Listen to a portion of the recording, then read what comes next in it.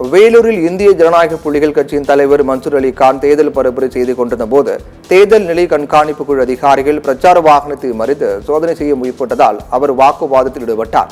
கள்ளக்கடத்து ஈடுபடுகளின் காரை நிறுத்துவது போல் நிறுத்துகிறீர்கள், திமுக வேட்பாளர் கதிர் ஆனந்தை சென்று சோதனை செய்யுங்கள் பார்க்கலாம் என கூறி வாக்குவாதம் செய்தார்.